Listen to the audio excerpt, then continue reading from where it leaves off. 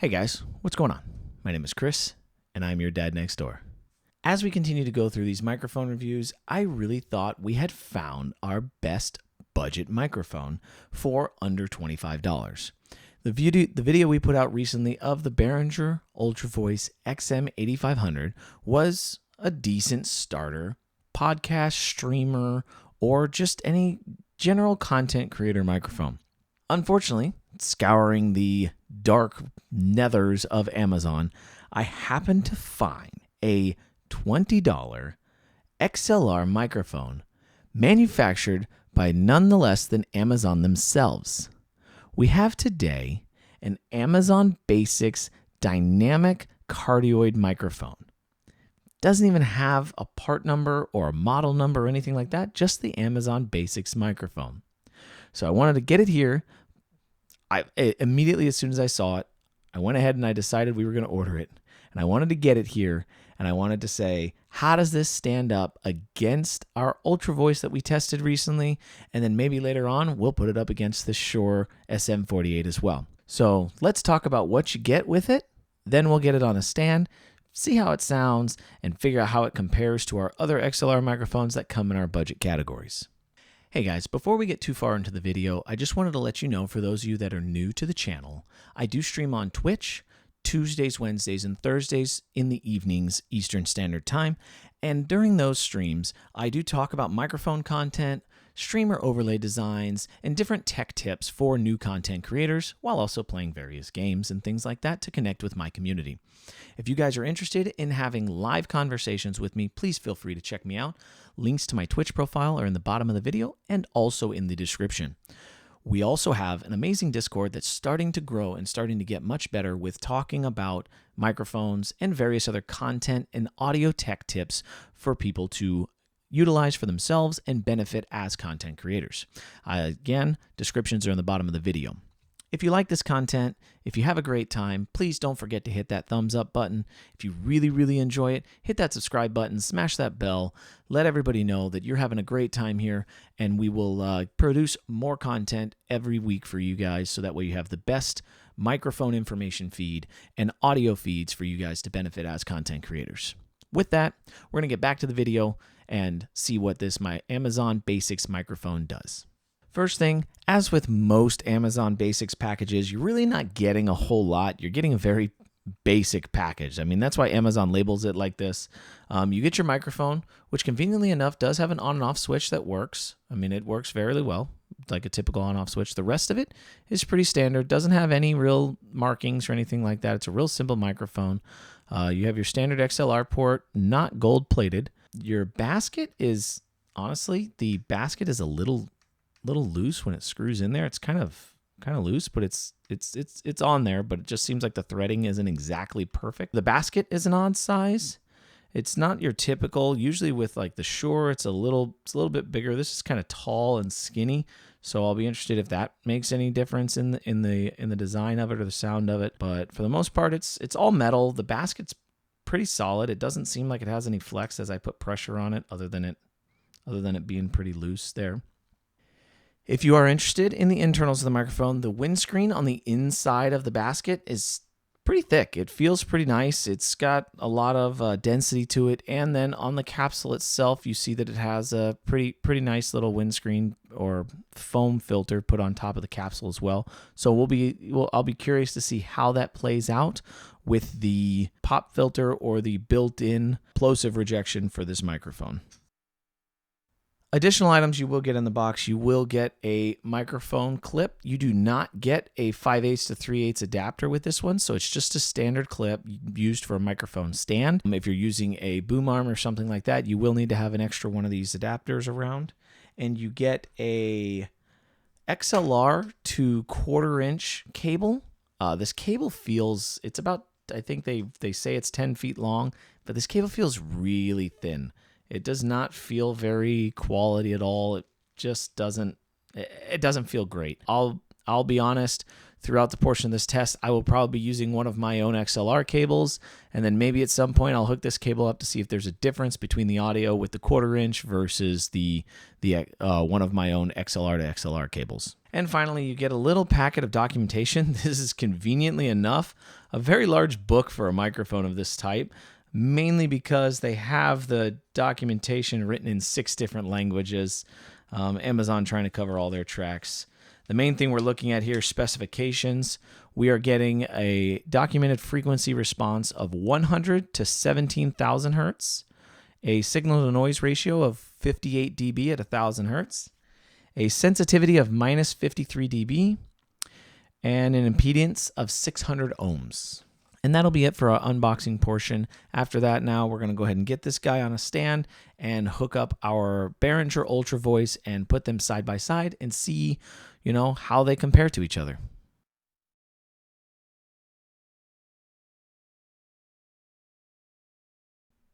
Okay. Now I have both of these microphones hooked up. If you are reading the meters down below, you will notice that the left meter, or the top meter, is going to be the Behringer Ultra Voice. The bottom meter is going to be the Amazon Basics dynamic microphone. First thing I'm going to start out saying is that comparing these two microphones together, they're actually pretty similar. The Behringer capsule and the Amazon capsule are about the same size in diameter. But I shouldn't say capsule, the baskets. The Amazon and Behringer baskets are about the same size in diameter, but like I said, the Amazon basket is actually really deep. I don't know if you can quite tell in the video here as I'm standing in front of it, but the Amazon basket is quite a bit deeper than the Behringer Ultra Voice here, so we're going to kind of determine exactly what that does. I'm assuming it just gave them more room for plosive projection. That's the only reason I can think of to make that basket deeper like that. I can't really think of much else. I do have the Amazon in the shock mount right now, simply because it was easier to mount it really quickly than it was to have it on its own clip and have to install that 5/8 adapter and everything like that. So I already had the shock mount set up for something else I was working on. Now, this first test I'm going to do is based on the fact that this microphone is a cardioid polar pattern. So the way we're going to work with this is I'm just going to rotate the microphone around, and I should now be at 90 degrees to the microphone. And we're going to see what the differences are in the off axis, or the coloration as they call it, of how the sound changes as I rotate the microphone around. So I'm just kind of going back and forth here between 90 and straight on just to see what the differences are and kind of determine what that changes. And I'm going to go all the way back to this, 180 degrees. I'm so bad at math, but now we're at 180 degrees rotated back just to see what the changes are and how quickly or how well this microphone does axis rejection.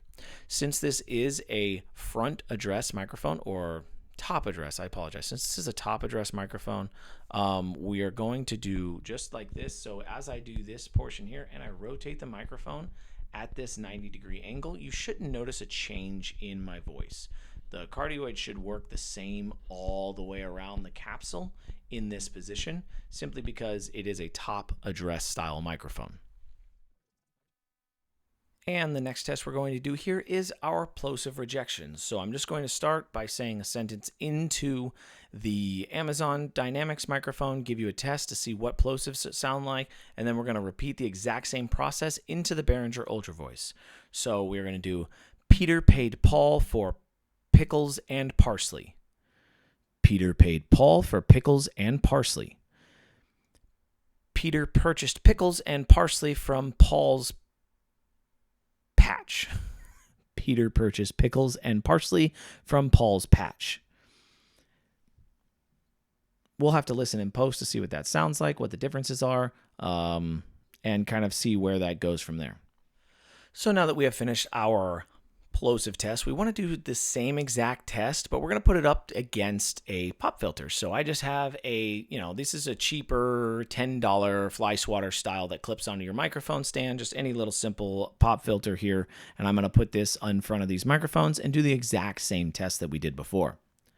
So Peter purchased pickles from Polly's patch. Peter's purchased pickles from Polly's patch. Parsley on pizza is particularly painful. Parsley on pizza is particularly painful. And that gives you like just a difference in showing on how just even a cheap pop filter can make a big difference in the amount of plosive rejection that you can have in your audio source. Typically with these fly swatter styles, you want to have the pop filter a little further back. If you want additional information about pop filters, take a look on the card up here in the window, and I have a whole video about some other pop filter information if you want to see those tests.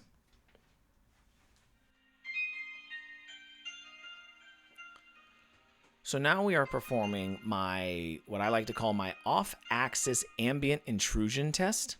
And the purpose of this test is just to determine that, if an audio source is 3.5 feet away and it's loud enough, how much of that audio is going to bleed into my voice or bleed into my recording. So right now I have my phone sitting up on that shelf over there, and it is playing at 100% volume with the speaker pointed towards the wall. So everything is bouncing off of the wall and reverbing back over towards me. And you can kind of tell in the track how much of that is bleeding into the microphones, even though it's off axis from it.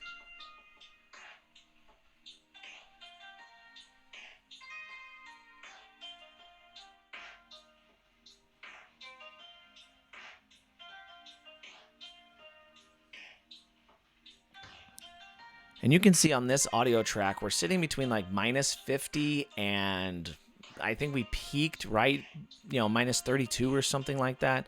Those are definitely audio levels that are noticeable in an audio recording. They're definitely like ambient sound, ambient music, things like that. So if you're trying to go for a perfectly silent experience, doesn't seem like either one of these microphones are going to support or help bleed out any of that music. Again, in a perfectly treated room or something like that, you might have a much better experience, but this is just something that you're going to notice as a entry-level streamer, content creator, etc. in a non-treated room, what you're going to experience in terms of other sounds being involved.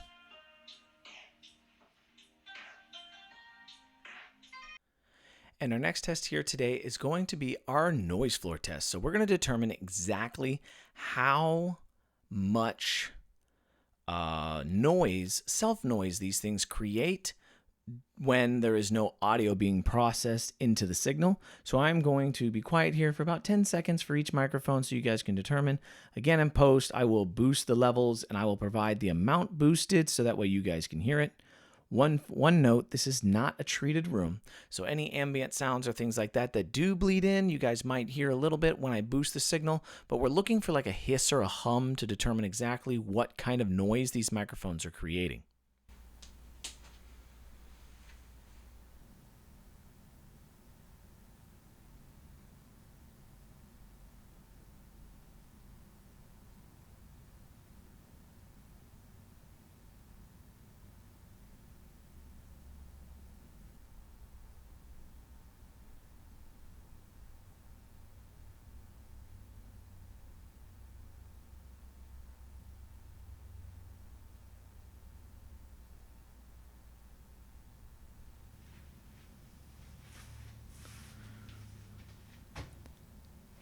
So I noticed overall they're pretty quiet. I had a couple, you saw a couple of upticks during that little time period where the -60 portion of the meter kind of got tapped. And it just barely went above -60. In most situations, -60 is not really going to be audible in a recording, but, it could be something that you're going to hear, if you have somebody that's listening really, really detailed. So that's just a quick test to show you kind of what the noise floor is, what the self-noise of these microphones could be like, and kind of how they could impact your audio if you're boosting the levels beyond normal ranges. And now we're going to be doing our range test. Basically, I'm going to take these two microphones, step back a couple of steps here, and just kind of tell you the difference in what these two microphones sound like as you move away from them. So right now, I am talking at about 3 to 4 inches away from the microphones. I'm not really far away. Again, I'm not in a treated room by any means, so we're just kind of working with what we have here. And so now I'm going to take one step back, which is about, 1.5 feet or so, maybe 2 feet, where I'm standing back from the microphones, just kind of talking I've raised my voice a little bit, but not too much. We're going to go back another 2 feet here. Now I'm starting to talk pretty loud to try to keep my level audible and try to keep it noticeable here. Again, at this point, you're going to be starting to pick up more reverb from the room. Now I am about 5.5, 6 feet away from the microphones. I'm not specifically yelling, but I'm definitely talking in a loud tone just to try to make sure my voice is heard and that you guys can hear me on those levels and those meters are still being activated. And you're pretty much going to be picking up nothing but reverb at this point. There's some audio coming in there, but it's just going to be hollow. It's going to be bland. Everything's going to be bouncing off the walls, and it's going to be all over the place. Again, I say this in almost all of my videos. If you are a content creator who uses a microphone for their content, at some point, you need to not be scared to have your microphone in your video content, because you want to make sure that you have the best audio you're providing. If you can get a nice shotgun microphone and you can have it out of the camera view, great. But if you can't, own the mic, love your mic, and just make it the best mic that you can have on screen at your time. Don't be afraid of it. And our next test here is going to be our proximity test. And again, I am just getting right up on top of this microphone. We are going to try to not clip it to death and just kind of speak and see what it changes as we get right on top of it. I'm telling you, my mustache is touching the basket right now. And it is interesting, trying to keep your levels normal. I'm very curious on what this is going to sound like in post. Now we're going to rotate over to the Behringer here and just kind of get, again, right up on top of it. We're talking really, really close here. We're just kind of curious on what this, I can tell in the Behringer, it is substantially harder to keep the microphone from jumping way up into the clipping range without, breathing at all. It seems like it's a lot more sensitive to the air pressure at this distance. So I'm very interested in what the actual proximity changes are going to be like and how this is going to be different in the audio quality. So as mentioned, I decided to go ahead and hook up the provided XLR to 1/4-inch cable, and immediately when I put my monitoring headphones on, I noticed there's tons of hiss in this. As I mentioned, this cable is it just feels cheap. It sounds like it doesn't have very good EMI at all. And it's just pretty bad. I thought maybe having it bundled up like this would cause an issue. I wound the whole cable out, and it didn't make any change at all to the audio. I have had to turn the gain really high up on the mixer, which I think is introducing some more noise in there just because I changed the cable, which is really, really weird unless this is made with some really, really cheap metals or something like that, and it just can't provide the right type of signal, or just providing extra resistance in there or something. I just would not recommend this 1/4-inch cable at all. And for the sake of you guys out there listening right now, I'm going to stop this portion of the test just so you guys don't have to listen to it any more than you have to. And now we're coming to the conclusion of today's video, and I wanted to put the Shure SM48 back on the stand here just for a little bit to give you an opportunity to hear the difference between these two. While the majority of the video was set up to compare it to the Behringer Ultra Voice, I just wanted to show you what a microphone that was double the price but only $20 more would give you difference-wise or audio quality-wise. So throughout the entire video, I gotta say the Amazon Basics microphone kind of falls flat to me. At 100 hertz, with that roll-off at 100 hertz, it really just doesn't seem to have the oomph that I expect in my own voice. As you can probably hear now with Shure SM48, there's a lot more depth, or a lot more tone. There's a lot more bass tone. That's really the simplest. I'm not going to try to complicate the term or make it sound anything different. There's a lot more bass sound to the audio from the Shure SM48 as compared to the Amazon Basics microphone. And that is just a fact. The Ultra Voice kind of had the same thing, but even listening to the samples between the Amazon Basics and the Behringer microphone, you still notice that the Ultra Voice had better bass tones than the Amazon Basics does. Again, that 100 hertz is really high for bass notes. I rarely call 100 hertz a bass tone as it is, so that's kind of where you're going to end up with that. Overall, though, in the mid and high frequencies, I think there's a lot of clarity to the microphone.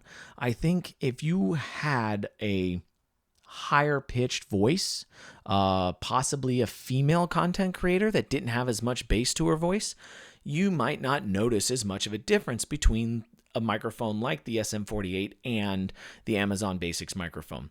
I think it does a pretty decent job at those higher notes. It doesn't sound muddy. It doesn't sound unclear by any means. It just doesn't sound as clean. So I think it could be a great starter microphone. Again, you're talking about $20 versus $25 for the Behringer or $40 for the SM48 in today's market. Again, prices fluctuate and change all the time, but that's kind of what you're looking at right now.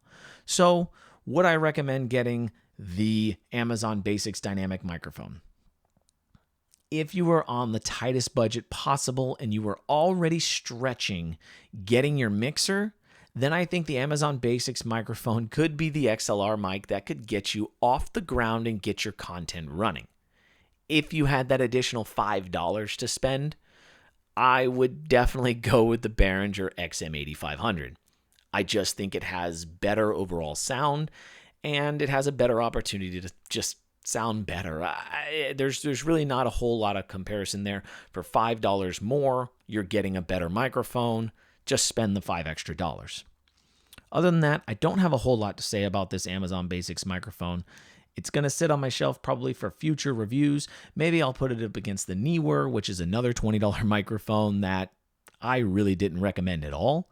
Maybe I'll do a quick video just to show the differences between those two. But other than that, this is today's video. I hope you guys enjoyed it. I hope this content was beneficial for you.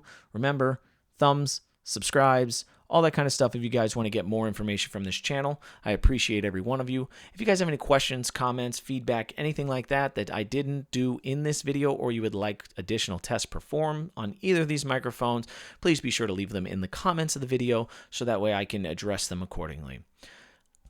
My name is Chris. I am your dad next door. I hope you guys had a great time. We will check you next time. This is the best thing you've ever seen. This is the worst picture I've seen in my life. Did you Google this picture? Did you Google? Yeah. You had to He's Google this definitely picture. let himself go. That's